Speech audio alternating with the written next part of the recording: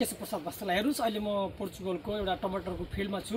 अहिले ठ्याक्कै यहाँको 1 बजे छ, 1 बजेर 30 मिनट गएको छ। भाइहरू खाना खान जानुभएको छ। हेर्नुस् यस्तो घाम छ अहिले। अब यो घाममा यसरी टर्डलमा टिप्नु पर्छ। मैले टिकटकमा पनि हालेको छु। अब यसरी काम गर्ने हो। भाइहरू यसरी काम गर्दै गर्दा पनि कोही भाइहरू पोर्चुगलमा ठगिनु भएको छ। अब यहाँ चाहिँ धेरै मान्छेहरूले ठगिरहेका छन् भाइहरूलाई। कोही त पुलिस रिपोर्टमा हुन्छ, कोहीले काम लगाइदिन्छु भन्नेमा हुन्छ, कोहीले केमा हुन्छ। त्यसको लागि म क्षमा चाहन्छु र मैले पनि भनिराखेको छु टिकटकमा पनि मैले काम लगाइदिन सक्दिनँ, म डकुमेन्ट पनि बनाइदिन्न। मैले भनिराखेको छु। मैले एउटा दबाब मात्रै दिएको थिएँ कि एमबिसी छिटो सुचारू होस्, भाइहरूले सुख पाउन्, भाइहरूको डकुमेन्टेसनमा दुःख नहोस्। कि कोही 18 लाख तिरिरहेका छन्, कोही 21 लाख तिरिरहेका छन्, कोही 22 लाख तिरिरहेका छन्, कोही 25 लाख तिरिरहेका छन्। हेर्नुहोस् यति घाम छ अहिले कि जाडोमा काम पाइँदैन, घाममा तपाईँको गर्न सकिँदैन। अब यहाँका भाइहरूले भन्छन्, कोही देखिन लाज मान्छन्, कोहीको चाहिँ त्यो गर्लफ्रेन्डसित ब्रेकअप हुन्छ भन्छन्, कोहीले चाहिँ घरमा विभेद हुन्छ, सासू ससुराहरूले देख्छन् भन्छन्। यहाँ आइसकेपछि भाइहरूलाई यति समस्या छ। जो कोही भाइहरूले आफ्नो समस्या लुकाउन खोज्नुहुन्छ भने तपाईँ आफै समस्यामा पर्नुहुन्छ। जब तपाईँलाई समस्या छ तपाईँ प्रष्ट भन्नुहोस्, कसका लागि डराउने, तपाईँ केका लागि तपाईँ लाज मान्नु परेको छ। जब तपाईँले यो काम गर्दा तपाईँको श्रीमतीले छोड्नुहुन्छ, तपाईँको भाइले तपाईँलाई छोड्नुहुन्छ, तपाईँको आमाले तपाईँलाई छोड्नुहुन्छ, तपाईँको दाजुभाइ इष्टमित्रले तपाईँलाई छोड्छन् भने तपाईँलाई त कसैले पनि माया मानेर रहेछन्, पैसाको लागि मात्रै माया मानेर रहेछन्। पैसै सबै चिज होइन भाइ। हामी लाज मान्नु नै हाम्रो सबभन्दा ठुलो समस्या भएको छ।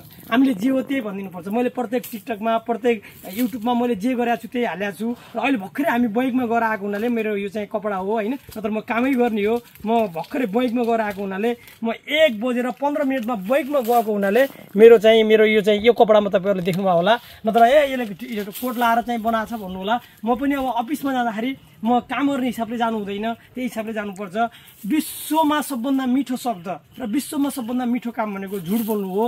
म झुट बोल्न सकिनँ। झुट बोल्न नसक्दा मेरा कयौँ पोर्चुगलमा हुने दाजुभाइ दिदीबहिनीहरू मसित नाराज हुनुहुन्छ होला। कयौँ त्यस्ता 2 नम्बरी काम गर्ने व्यक्तिहरू मसित नाराज हुनुहुन्छ होला। तर म 2 नम्बरी काम गर्न नि गर्दिनँ। म कसैले गरेको पनि मलाई चाहिँ कसैले सहयोग माग्न आएपछि मैले त्यसलाई सहयोग गर्नु मेरो दायित्व हुन्छ, मेरो कर्तव्य हुन्छ। भगवान् प्रत्यक्ष तपाईँ हामी नै हो। भगवान् माथिबाट आउनुहुन्न। जसले राम्रो काम गर्छ त्यही भगवान् हो, जसले गद्दार गर्छ त्यही राक्षस हो। अहिले जसरी पोर्चुगलमा रहने भाइहरूलाई पुलिस रिपोर्टमा गद्दार गरे, जसरी आजको भोलि कन्सुलर सेवा बन्द भयो, जसले बन्द गरायो ती राक्षस हुन्, ती दानव हुन्। तिनलाई दानव र राक्षसको संज्ञा दिन सकिन्छ। हजारौँ भाइहरूले मलाई फोन गर्नुभएको छ। भाइ मैले नेपालमा प्रत्येक पत्रकारहरूलाई न्यु 24देखि लिएर ऋषि धवलादेखि लिएर कयौँलाई मैले फोन हाने। त्यही पनि आज तपाईँको चाहिँ 31 तारिक हाम्रो प्रकाशमणि पौडेलजीले तपाईँको चाहिँ ओदाको प्रमाणपत्र यहाँको चाहिँ राष्ट्रपतिसँग बुझाउँदै हुनुहुन्छ अरे। त्यही बुझाउँदा पनि अझ कहिलेबाट काम सुरु हुने यो थाहा छैन। र यति हुँदै पनि यत्रो भाइहरूले दुःख पाउँदै पनि मैले कयौँचोटि भनिराखेको छु कि 3 जना कर्मचारी मध्ये 1 जना कर्मचारी फ्रान्स पठाएर सीताबेसमा बसित म्याडमको यहाँ सिग्नेचर चल्ने हुँदा उहाँलाई यहाँ राखिदिएको भए यहाँको भाइहरूले सुख पाउँथे भन्ने मात्रै चाहना हो। यसमा मेरो कुनै स्वार्थ छैन, यसमा मेरो कुनै लिनुदिनु छैन। र मैले किनभने म आफूलाई दुःख परेको र मेरो आमालाई दुःख परेको, सबैलाई दुःख परेको, मलाई त्यो एउटा पीडाबाट डकुमेन्टेसनको पीडाबाट म आएको हुनाले मैले भनेको हो। नत्र मलाई यसमा कुनै स्वार्थ छैन। मकरमालले छोड्नुहोस् या राजदूत आउनुहोस् या नआउनुहोस् या भाइहरू आउनुहोस् या नआउनुहोस्, मलाई कुनै त्यसमा कुनै आवश्यक थिएन। तर मैले जे देखेँ त्यो बोल्नुपर्छ। हाम्रो नेपालीहरूको एउटा बानी छ, आफू फोहोरमा टेकिसक्यो भने अर्कालाई पनि टेकाउनु मेरो बानी हुन्छ। तर मेरो त्यो बानी छैन। म फोहोरमा टेकेँ र मभन्दा पछाडि अरू भाइहरू छन् भने भाइहरू त्यहाँ फोहोर छ भन्ने म आफूले त्यो संस्कारबाट हुर्केको छु कि आफू खाल्टामा परेपछि अरूलाई खाल्टा नपर्नु भन्ने मेरो चाहना हो। र मलाई यसमा कुनै फाइदा होइन। कयौँ भाइहरू रिसाउनु भयो होला, कयौँले अब कुन भिसामा आउनुभएको छ, कयौँ कुन भिसामा आउनुभएको छ। भाइहरू तपाईँहरूलाई म केही भन्दिनँ। मैले मेरा आफ्ना नेपालका गृह मन्त्रालयमा रहने दाइहरूलाई पनि फोन हाने र तपाईँको चाहिँ कयौँलाई गरेँ, मेरो केही लागेन। तपाईँहरू आफै गर्नुहोस्, आफै सचेत हुनुहोस्। र कोही पनि पोर्चुगलमा हुने भाइहरूले कोही फारोमा छन्, कोही पोर्टोमा छन्, कोही कहाँ छन्, उनीहरूलाई लिस्ट बनाउन गाह्रो भएको हुँदा पुलिस रिपोर्टमा लिस्ट बना रहने कुनै पनि व्यक्तिलाई दिँदा जुनसुकै संस्था होस् या जुनसुकै व्यक्ति हुनुहुन्छ उहाँहरूले त्यस्तो फेक नबनाइदिनु होला। पुलिस रिपोर्ट हाम्रो फ्रीमा पाइन्छ भन्ने परराष्ट्रको छाप 500 मा हुन्छ। अब इन्डियाको चाहिँ त हजारौँ 5 वर्षभन्दा पहिलाबाट चाहिँ फेक भइसकेको थियो। र मसँग एकजना दाइ खुद आउनुभएको थियो, उहाँको 2 वर्षमा पासपोर्ट क्यान्सल भयो, पुलिस रिपोर्ट फेक भनेर इन्डियाको छाप। तर मैले त्यो डकुमेन्ट हाल्न सकिनँ भने अर्को एकजना दाइले हाल्नुभएको थियो कि उहाँको चाहिँ स्कुल सर्टिफिकेट फेक भएर उहाँको सम्पूर्ण प्रोसेस नयाँ हुने भयो 3 वर्षपछि उहाँको फेक देखियो भने यस्तो कसैले पनि नगर्दिनुस्। म तपाईहरुसँग बिन्ती गर्छु, स्कुल खोल्ने मान्छे हुनुहुन्छ होला, स्कुल चलाएको व्यक्ति हुनुहुन्छ होला, छापान्ने व्यक्ति हुनुहुन्छ होला। अब इन्डिया हामी एकजनालाई जानलाई 3 लाख भन्दा बढी लाग्छ। हामी एकअर्काप्रति परिपूरक छौं, त्यही पनि तपाईहरुले जानेर बुझेर गरिदिनु होला। यसमा मेरो कसैसँग दुश्मनी हैन। अब तपाईको चाहिँ काम गर्दै जाँदा, सोशल मिडियामा आउँदै जाँदा तपाईको चाहिँ कसैले कसैका गल्तीहरु कोट्टाउनु नै पर्ने हुन्छ। गल्ती कोट्टाउँदाखेरि मान्छेहरु दुश्मन भन्छन्, त्यो नर्मल हो।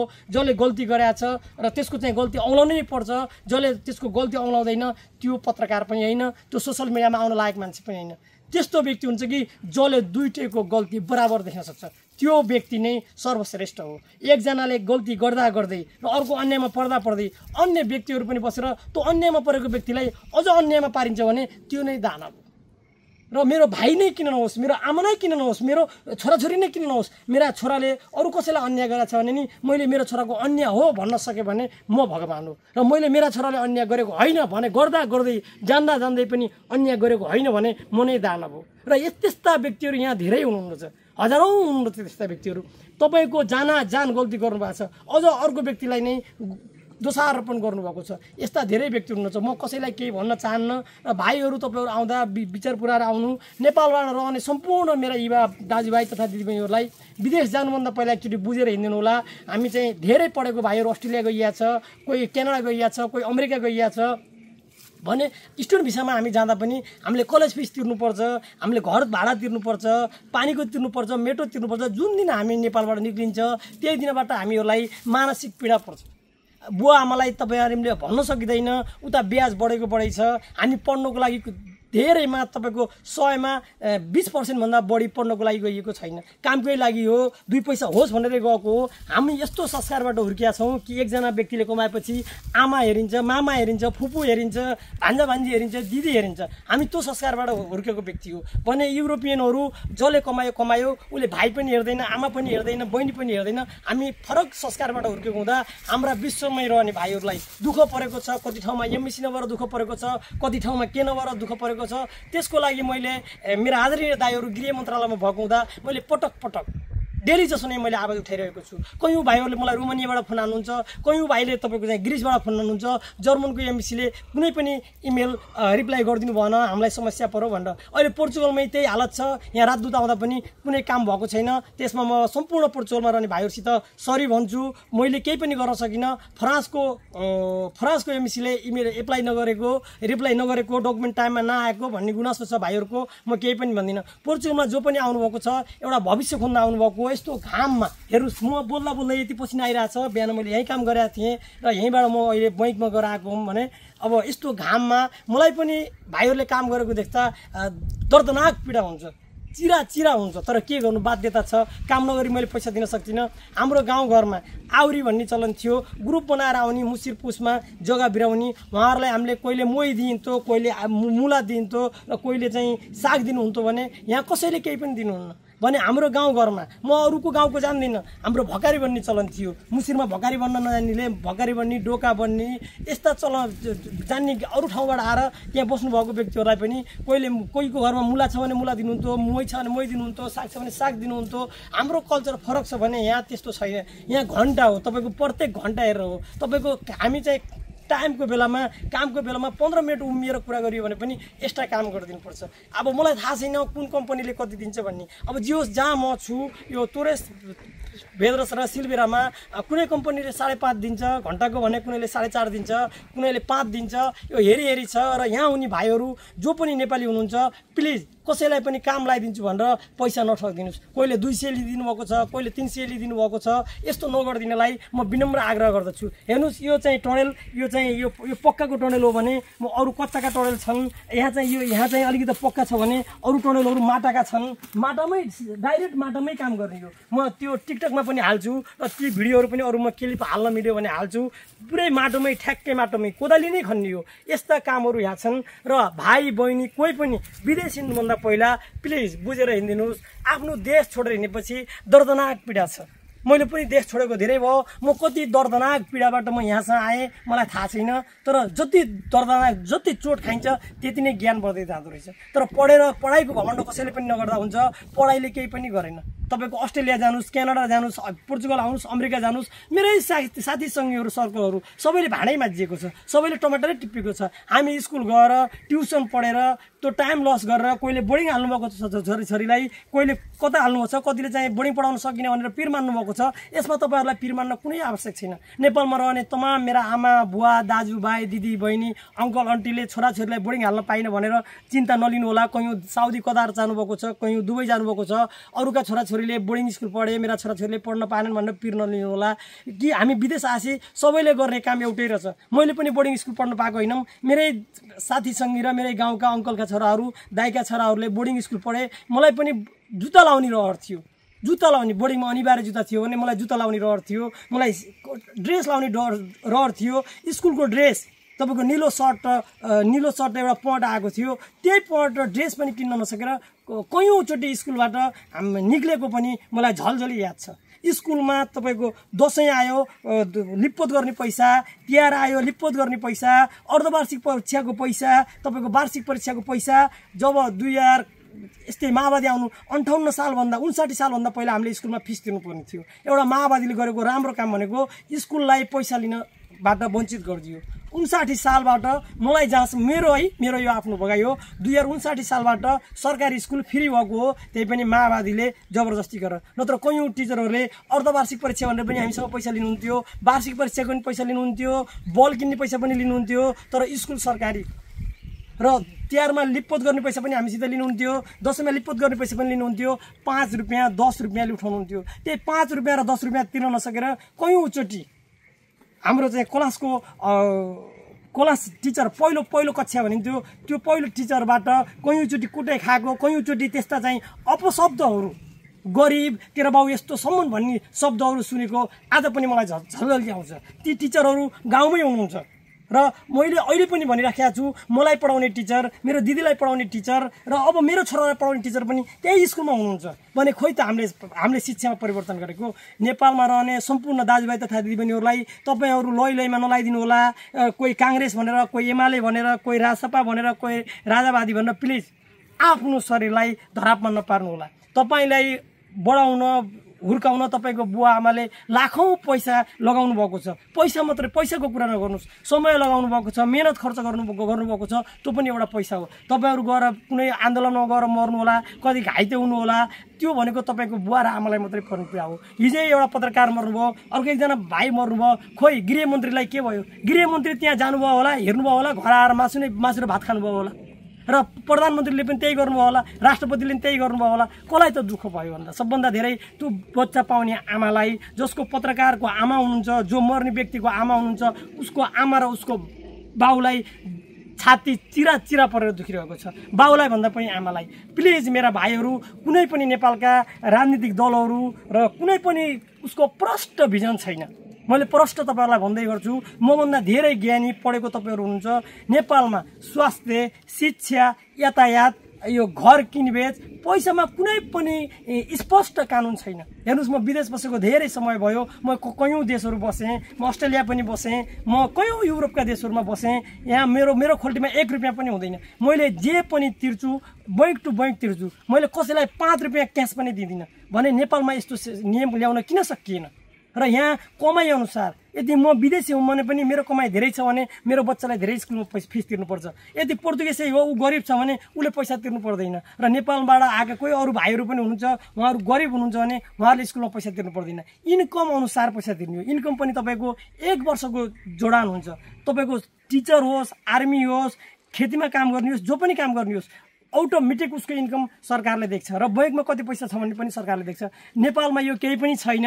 यस्तो हुँदाहुँदै भाइहरू कोहीले राजा भनेर हिँड्ने, कोहीले एमाले भनेर हिँड्ने, कोहीले माओवादी भनेर हिँड्ने, कोहीले कांग्रेस भनेर हिँड्ने, कति पार्टी छन् मलाई पनि थाहा छैन नेपालको। त्यो पार्टी भन्दै गरेर तपाईहरुले अनावश्यकमा आफ्नो ज्यान नगुमाइदिन तमाम मेरा नेपाली दाजुभाइ दिदीबहिनीलाई म हात जोड्छु र तपाईको छोराछोरीलाई सुरक्षित राख्ने काम पनि तपाईको हो। प्लिज यस्ता आतंक हुल दङ्गामा नजानको लागि आफ्ना छोराछोरीलाई सुरक्षित राख्न सम्पूर्ण नेपालमा रहने आमा बुवालाई म विनम्र अनुरोध गर्दछु। हाम्रो बुवा आमाले भन्दै हुनुहुन्छ कि चोर पशु भन्दै गर्दा भन्दा पहिल्यै झ्याल लाग्यो भने सुरक्षित हुन्छ। त्यो भिडभाडमा गएर राजावादी बनेर काङ्ग्रेसवादी बनेर गणतन्त्रवादी बनेर त्यो भिडमा गएर चोट लागेर कुनै दुर्घटना हुनुभन्दा त्योबाट बच्नु नै राम्रो हुनेछ। हाम्रा पुलिस आर्मी भाइहरू पनि हाम्रै दाजुभाइ हुन्। उनीहरू काङ्ग्रेसको सरकार आयो भने पनि दौडनै परेको छ, एमालेको सरकार आयो भने दौडनै परेको छ, राजाको सरकार आयो भने दौडनै परेको छ। उहाँहरूलाई बाध्यता हुनुहुन्छ। उहाँहरू खुसीले जो धनी छ जोसँग पैसा छ उसले पुलिस आर्मीको जागिर छोडेर राजीनामा दिएर विदेश हिँडेको छ। जोसँग पैसा छैन जो बाहिर जान सक्दैन ऊ चाहिँ बाध्यता बस नेपालमा बसेको छ। त्यस्ता आर्मी प्रहरी भाइहरूलाई मिसयुज गर्नु भनेको सरकारी कर्मचारी उच्च स्तरका नेताहरू उच्च स्तरका कर्मचारीहरू दानव हुन्, दानवै हुन्। कुनै एकजना अन्जान व्यक्तिलाई मिसयुज गर्नु भनेको त्यो पनि जो हाम्रो संस्कृतिमा हाम्रो धर्मग्रन्थ पढेको छ त्यस्तो व्यक्तिले यो बुझ्न जरुर छ। जसले हाम्रो धर्म संस्कृति बुझेकै छैन पढेकै छैन त्यसलाई केही पनि थाहा छैन। धर्म र संस्कृति हामी जमिन भोलि फेरि फिर्ता लिन सकिन्छ, हाम्रो मानव शरीर कहिल्यै फिर्ता ल्याउन सकिन्न। ती दुईजना भाइहरू या पाँचजना भाइहरू मर्नुभयो भनेको छ। कोहीले चाहिँ हाम्रो चाहिँ दुर्गा प्रसादलाई मार्नको लागि म जोगिनको लागि पुलिसमा गएको भन्नुभएको छ। त्यो मलाई केही थाहा छैन। तर त्यहाँ जो पनि मरे हाम्रै भाइहरू मरे। हामी अब 1 करोड रुपियाँ खर्च गरेर उहाँहरू ल्याउन सकिन्छ? म 2 करोड खर्च गरेर ल्याउन सकिन्छ? उहाँको आमालाई 2 करोड पैसा दिउँला, उहाँको आमालाई क्षणिक सुख मिल्ला, तर उहाँको आमालाई छोराको झल्को मेट्न सक्नुहुन्न। उहाँको बाउले छोराको आशा मेट्न सक्नुहुन्न। या छोराले 1 रुपियाँ पनि नकमाओस् वा या छोरा बौला नै किन्नुहोस्, अब उहाँलाई पैसाले काम गर्दैन छ भन्ने एउटा आशा थियो। र मेरा सम्पूर्ण विश्वमै रहेका दाजुभाइहरू रोमानियामा माल्टामा तपाईँको चाहिँ साइप्रसमा क्यानाडा अमेरिका अस्ट्रेलिया जहाँ पनि रहनुभएको भाइहरू मलाई विदेशको कहानी यथार्थ थाहा छ। 1-2जनाले घर किन्नुभएको होला, 1-2जनाले अपार्टमेन्ट किन्नुभएको होला, 1-2जनाले तपाईँको चाहिँ बिजनेस गर्नुभएको होला। त्यस्ता बिजनेस गरेर अरू भाइहरूलाई नधम्काउनु होला। र अरू भाइहरूले पनि साथी घोडामा चढ्यो भनेर आफू धुरीमा चढ्न नखुन्नु होला, साथी घोडामा चढ्यो भनेर आफू कुकुरमाथि चढ्न नखुन्नु होला। कसैले के गर्यो होला, भित्र उसले के कस्तो छ थाहा छैन। हेर्नुहोस् म खेतीमै काम गर्छु, मेरो कोटपोट देख्नुभयो होला। यो त म बैङ्कमा जाँदा र म सरकारी अफिसमा जाँदा होला मात्रै लाउने हो, नत्र म खेतीमै काम गर्छु। मेरो तपाईँ हेर्नु होला कयौँ टिकटकहरूमा हेर्नुहोस् कयौँ भिडियोमा हेर्नुहोस् मेरो यिनै एउटा कोटपोट हुन्। मसँग अर्को छैन, अर्को भनेको एउटा रातो छ भने मलाई कसैलाई देखाउन जरुरत छैन। कयौँ साथीहरू विदेश जानुभएको छ, भाइहरू जानुभएको छ, त्यसमा मलाई कुनै जलसी भएको होइन। तपाईँले आफ्नो समस्या बुवा आमाको समस्या समाधान गर्नुहोस्। हप्तामा 2 जोडी जुत्ता फेर्नुभएको छ, हप्तामा कपडा फेर्नुभएको छ, त्यो तपाईँको स्वार्थ तपाईँको हो। तपाईँको विषयमा मैले इन्टरफियर गर्न मिल्दैन। तैपनि तपाईँहरूलाई भनेको हामी आफू मजबुत भनेर बसौँ। कसैले घर किन्यो भन्दैमा अर्काले एउटाले घर किन्यो भनेर अर्काले म 2वटा घर किन्छु भनेर हिँड्नु पर्दैन। जब भगवान्ले दिनुहुन्छ छप्पर मारेर दिनुहुन्छ, पढ्नु पनि पर्दैन। मैले भने म तपाईँको चाहिँ स्कुलमा अर्धवार्षिक परीक्षाको फिस तिर्न नसकेर अर्धवार्षिक परीक्षा नदिएको मान्छे हुँ भने वार्षिक परीक्षामा पनि पैसा तिर्न नसकेर वार्षिक परीक्षा नदिएको मान्छे हुँ म भने मेरै घरमा पनि कोही त्यस्तो झगडालु दाइ भाइ हुनुहुन्थ्यो भने उहाँ झगडा गरेर पनि ट्युसन पढ्नै पर्ने थियो भने म विष्णु सरलाई झल्झली सम्झन्छु। म र हाम्रो चाहिँ प्रताप सरलाई झल्झली सम्झन्छु। प्रताप दाजुलाई उहाँले चाहिँ बुटामुनि हाम्रो वर पिपलको बुटामुनि ट्युसन पढाउनुहुन्थ्यो। म 50 रुपियाँ तिर्न नसकेर म गइनँ। तर आज उहाँ जहाँ हो त्यहीँ हुनुहुन्छ। उहाँले पढाएका भाइहरू जो ट्युसन पढेका थिए ती भाइहरूले र मैले गर्ने काम एउटै हो, टमाटरै टिप्ने हो। र अझ परीक्षामा त्यो ट्युसन पढ्ने व्यक्तिलाई उहाँहरूले चाहिँ चिर चोड्दा खोज्नु हुँदैन थियो भने हामी सामान्य गरिब व्यक्तिहरू चिर चोड्दा खोज्ने फेल गर्ने चलन थियो। तर टिचरले फेल गरेर तपाईँ स्कुलमा फेल भएर केही पनि भएन। भगवान्ले जब दिनुहुन्छ, भगवान्ले तपाईँलाई जब हात थाप्नुहुन्छ तपाईँ कहीँ फेल हुनुहुन्न। तपाईँ जहाँ जानुहुन्छ त्यही राम्रो काम हुन्छ। अहिले तपाईँलाई भर्खर तत्काल कुरा गरौँ, हामी बैङ्कमा गएका थियौँ। बैङ्कमा कमसेकम 3-4 घन्टा लाउने थियो। तर भगवान्ले हात थापिदिनु भयो। हामी गएको हामीभन्दा अगाडि कोही पनि थिएनन्, हामीभन्दा पछाडि 60 जना भए। हामी सबभन्दा पहिला पर्यो, हाम्रो काम अम्क्यो, हामी आइयो। र अहिले म यो खाना खाने टाइममा तपाईँलाई भिडियो बनाएको छु। प्लिज मेरा देशमा रहने दाजुभाइ तथा दिदीबहिनीहरू सम्पूर्णले एकचोटि बुझेर हिँडिदिनु होला। नबुझिकन कसैलाई पनि पैसा नदिनु होला। मैले पनि पैसा डुबेकै व्यक्ति हुँ। म कुनै धनी बाउको छोरा, कुनै नेताको छोरा, कुनै स्वार्थमा मैले तपाईँहरूलाई यो टिकटकहरू हालेको पनि छैन। कयौँ भाइहरूले के भन्नु होला, कसो गर्नु होला, म कमेन्ट पनि अफ गर्दिनँ। के कमेन्ट गर्न मन लाउँछ त्यही गर्नुहोस्, जे गर्न मन लाउँछ त्यही गर्नुहोस्। मेरो धर्म हो, मेरो कर्तव्य हो। म आफू खाल्टामा परेको मान्छेले अर्को त्यो बाटो हिँड्दैछ भने त्यहाँ खाल्टो छ भन्ने मेरो कर्तव्य हो। तर अहिलेको कलियुगमा सत्य कहीँ पनि टिक्दैन। कलियुगमा सबभन्दा धेरै टिक्ने भनेको झुट हो, झुट। तर म झुट बोल्न सकिनँ। झुट बोल्ने भने धेरै साथीहरूले मलाई मन पार्नुहुन्थ्यो, धेरै व्यक्तिहरूले मलाई लाइक गर्नुहुन्थ्यो होला, धेरै व्यक्तिले मेरा न्युजहरू सुन्नुहुन्थ्यो होला, धेरैले मेरा प्रवचनहरू सुन्नुहुन्थ्यो होला। मलाई कसैले नसुन्दा पनि मलाई केही दुःख यस्तो छैन। झुट बोलेर मलाई साथी बनाउनु छैन, झुट बोलेर मलाई कुनै सम्बन्ध गाँच्नु छैन, झुट बोलेर मलाई कसैलाई दुःख दिनु छैन। तपाईहरू कुनै पनि मठ मन्दिर जान आवश्यक छैन।